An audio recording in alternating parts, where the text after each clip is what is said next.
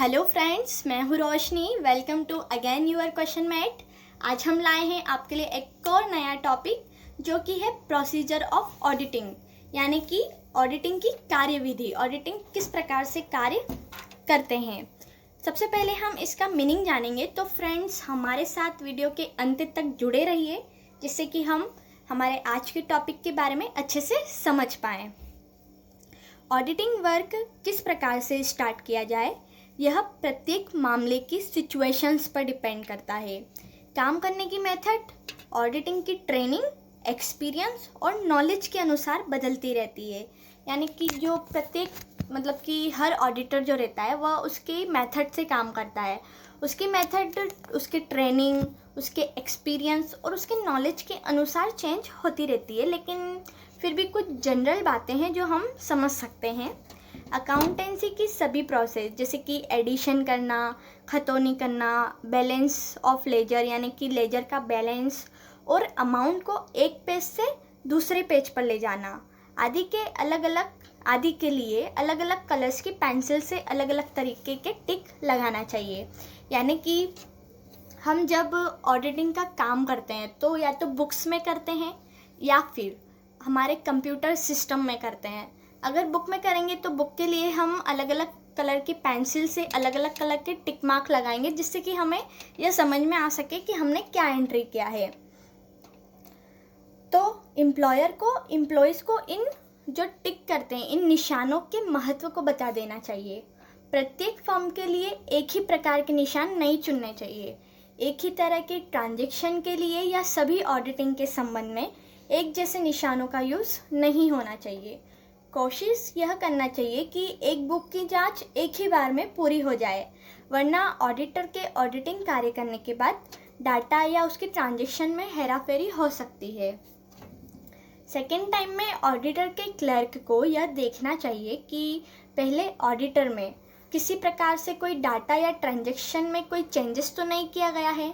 अगर उसे कोई चेंजेस नज़र आता है या कोई ट्रांजैक्शन गलत दिखता है तो एम्प्लॉयर द्वारा एम्प्लॉय से इसका जवाब मांगना चाहिए और दोबारा से उसे सारे काम की जांच करने के लिए कहना चाहिए।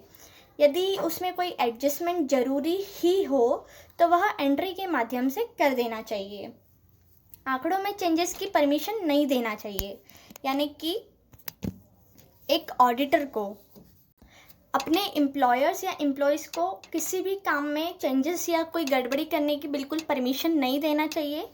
आज के डिजिटल टाइमिंग में सभी पेपर्स व एंट्रीज कंप्यूटर सॉफ्टवेयर के माध्यम से की जाती है। जो डाटा कंप्यूटर में रखा जाता है उसमें भी टूल्स के जरिए मार्कअप करके अलग अलग कलर से निशान लगा देना चाहिए जिससे समझने में आसानी रहे।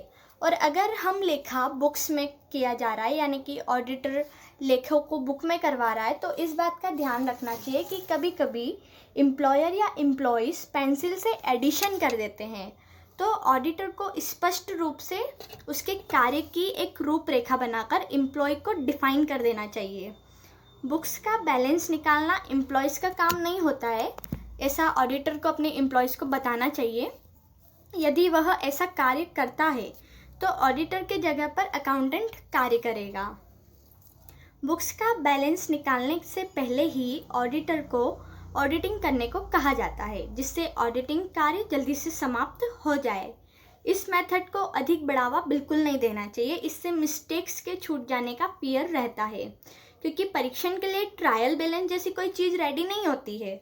बिना लेन देनों को ठीक समझे उन्हें सर्टिफाइड करना उचित नहीं समझा जाना चाहिए। यानी कि कुछ लोग क्या करते हैं कि बुक्स का फटाफट बैलेंस निकालते हैं। वो सोचते हैं कि जल्दी जल्दी ऑडिटिंग का कार्य ख़त्म हो जाए और जल्दी से हम अगला काम करें, तो यह गलत है। इससे कुछ चीज़ें, कुछ ट्रांजैक्शन ऐसे रहते हैं जो कि छूट जाते हैं। तो इस मेथड को हमें बढ़ावा नहीं देना चाहिए, बल्कि आराम से सोच समझ कर उस चीज़ को अच्छे से देखना चाहिए, समझना चाहिए और ट्रांजैक्शंस या मिस्टेक्स को जल्दी से पकड़ना चाहिए। उससे प्रत्येक लेन देनों को भी ठीक से समझना चाहिए। प्रत्येक लेन देनों को ठीक समझकर ही उसे सर्टिफाइड करना चाहिए कि यह बिल्कुल सत्य है। अलग अलग चिन्हों आदि के विषय में ऑडिटर को चर्चा नहीं करना चाहिए, नहीं तो एम्प्लॉयर या एम्प्लॉय उनके प्राइवेसी को जानकर उनके साथ फ्रॉड कर सकते हैं। यानी कि कुछ चीज़ें ऐसी हैं जो ऑडिटर को प्राइवेटली रखनी चाहिए, उसे सबको नहीं बताना चाहिए। मतलब कुछ जानकारी, कुछ इन्फॉर्मेशन उसे गोपनीय रखना चाहिए। जैसे अमाउंट को साफ साफ पढ़ना चाहिए। जो कि अमाउंट्स लिखी जाती है, जो भी बुक्स में लिखी, जब उन्हें पढ़कर सुनाया जाता है तो उनकी कुछ उच्चारण जो है वह सेम निकलते हैं। तो अमाउंट को साफ साफ पढ़ना चाहिए, नहीं तो मिस्टेक्स हो सकती है। जैसे 60 रुपये 9 पैसे को 69 रुपीज़ समझ लिया जाए, अतः क्लर्क को 60 और 9 के बीच में थोड़ा सा रुकना चाहिए। ऐसे ही सेम नंबर वाली संख्या को समझने में भी भ्रम हो सकता है, जैसे कि 90 तथा 19, यानी कि 19 और 90, तो 90 तथा 19, 80 तथा 18 आदि। तो ऐसी सारी जो नंबर्स रहते हैं, ऐसी सारी जो संख्याएं रहती है, उसे ज़रा क्लियर, स्पष्ट रूप से उसे कहना चाहिए और उसे अपने लेखों में लिखना चाहिए। ये एक प्रोसीजर होता है ऑडिटिंग काम करने का। ऑडिटिंग काम को बहुत ही सावधानीपूर्वक किया जाना चाहिए एक ऑडिटर के द्वारा। तो एक श्रेष्ठ ऑडिटर वही होता है जो पूरे प्रोसेस को अच्छे से हैंडल करे और सब चीज़ों के बारे में नॉलेज रख के अपने एक्सपीरियंस के अनुसार उस पर काम करे। तो फ्रेंड्स, आई होप आपको ये समझ में आया होगा। अगर फिर भी आपके मन में कोई डाउट बचा है तो आप हमसे कमेंट में बिल्कुल पूछ सकते हैं। हम आपके सवाल का जवाब देने की बिल्कुल कोशिश करेंगे।